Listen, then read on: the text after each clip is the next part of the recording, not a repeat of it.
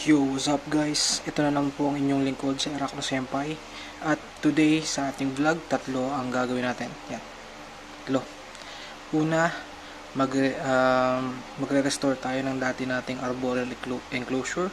Pangalawa, tatry natin magkaroon ng semi-bioactive na enclosure.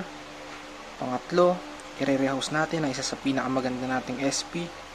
Isa sa matutuwing natin na magandang display tarantula dahil most of the time daw ay lagi siyang nasa labas or nag-explore.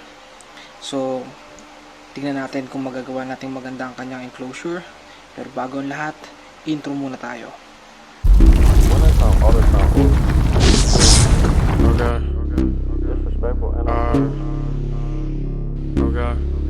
Winner one hell of a kid. Smoking gas, winner. Doing all that dick. Slick talker since a jit. Winner time all the time, ooh, yeah. Look at the way that I move, swag. Disrespectful and I'm rude, okay. I had cocaine in the school. Winner one hell of a kid. Yun. So guys, ito yung ating i-restore na enclosure or arboreal enclosure. So medyo luma na to. Hindi ko na kasi masyadong ginagamit yung mga glass ko na enclosure. Meron na din tong background. Yan. Para siyang kahoy. Medyo re-remedyohan na lang natin kasi nabakbak na yung mga bark na nakakabit dito dati.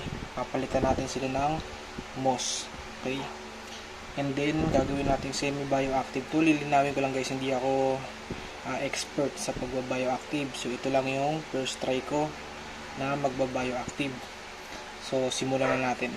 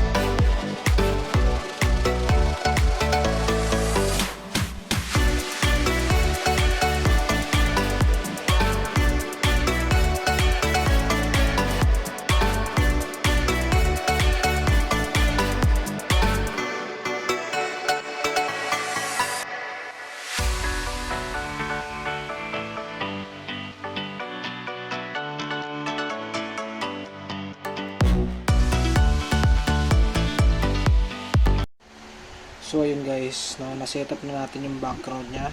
Na-remedyohan na natin yung mga walang kahoy. Nilagyan natin ng moss para medyo magmukha siya. Gusto ko sana live moss kaso wala masyadong ma-orderan dito sa amin. And ito yung napili kong gamitin sa kanyang cork bark. Ayan. Or dripwood. Ayan. Maganda kasi yung pinaka-hole niya para sa arboreal.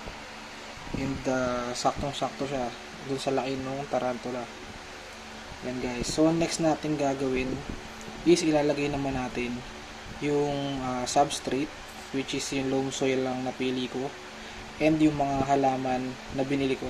So guys, kapag magsiset up kayo ng bioactive, no, kung gusto nyo is low tech lang naman or yung hindi masyadong matrabaho alagaan, ang piliin nyo is yung mga indoor plants. Okay?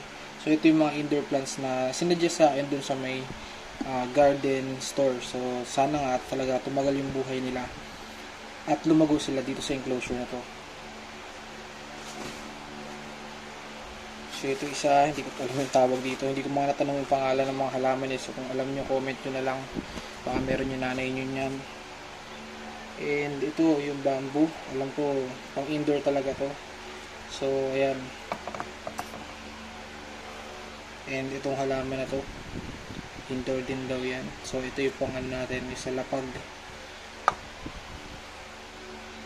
Tapos, ito ididikit natin to sa medyo top ng ating enclosure. So, i-glue stick na lang natin siya. Sana hindi siya ma-damage or hindi siya mamatay sa glue stick. Konti lang naman, para lang dumikit siya dun sa background natin. So, gawin na natin guys.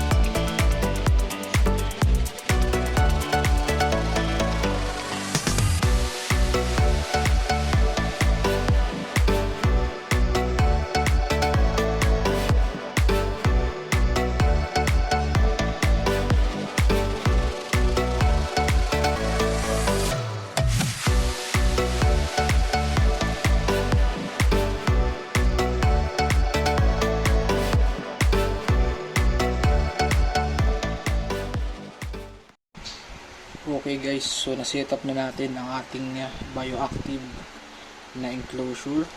Yan, may pagka-plantito na siya. May pagka-plantito na ako.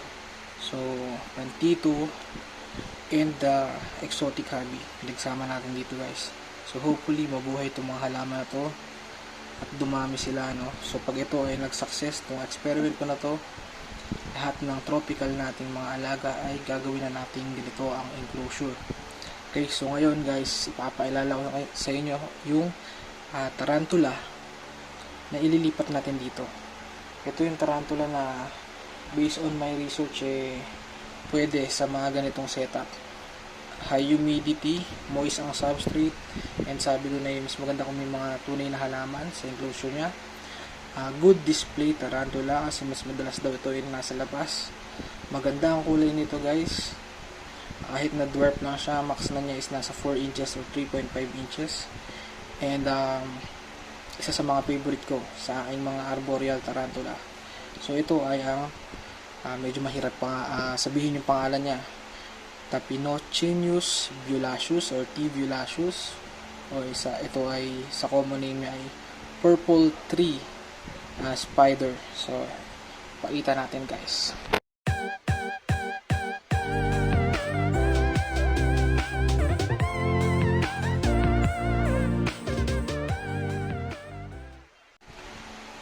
So ayun guys, no, lilipat na natin siya. Try natin safe siya mailipat dito. Gumamit tayo ng ating catch cup. Okay.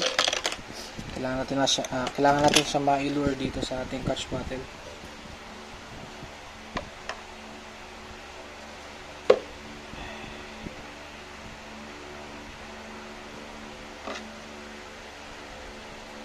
Oops, pumasok siya sa kanyang cork part. Saan ba ang ating tweezer? Kapag kailangan mo, nawawala talaga yung mga gamit.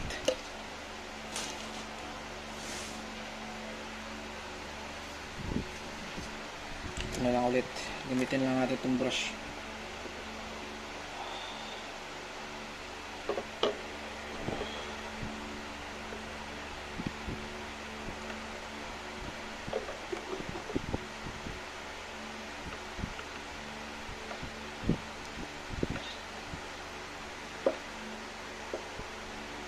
So sa pagkuha or pag-rehouse ng inyong mga tarantula, maging maingat kayo nang hindi sila masaktan, no? Siyempre, ayaw natin masaktan ang ating mga mahal na alaga. So yun na siya guys. So estimate ko is nasa 4 inches na siya. And ililipat natin siya sa kanyang enclosure. Yan. So ito ay isang mature female T. violaceus.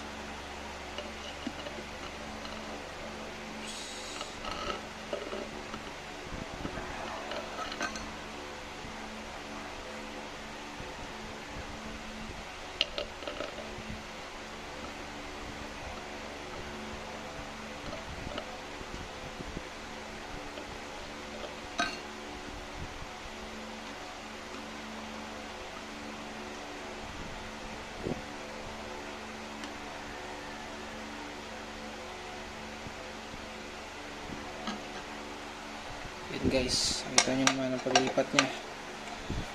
Medyo nagko-camouflage siya dun sa kanyang bark, pero try natin na pakita ng close up. Kunan siya na maganda.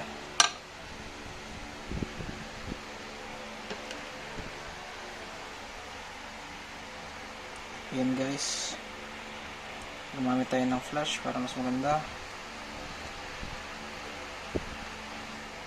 Yan.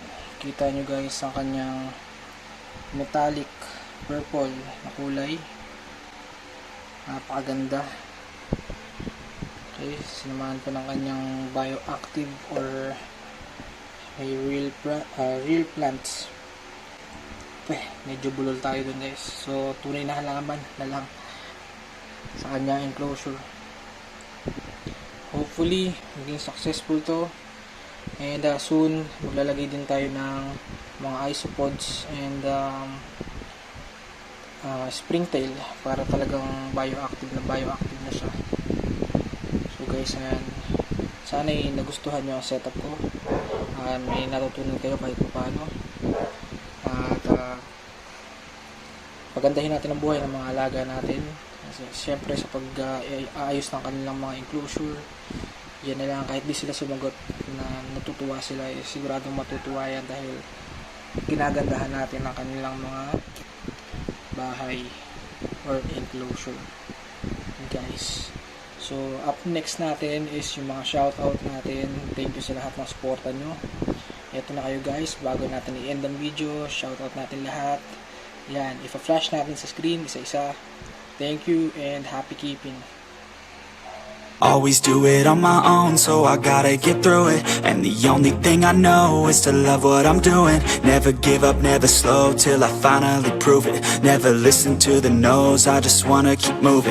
Keep my head up when I act, head up, that's a fact. Never looking back, I'ma keep myself on track. Keep my head up, staying strong, always moving on. Feel I don't belong, tell my thoughts to move along. Push myself to be. Okay. That's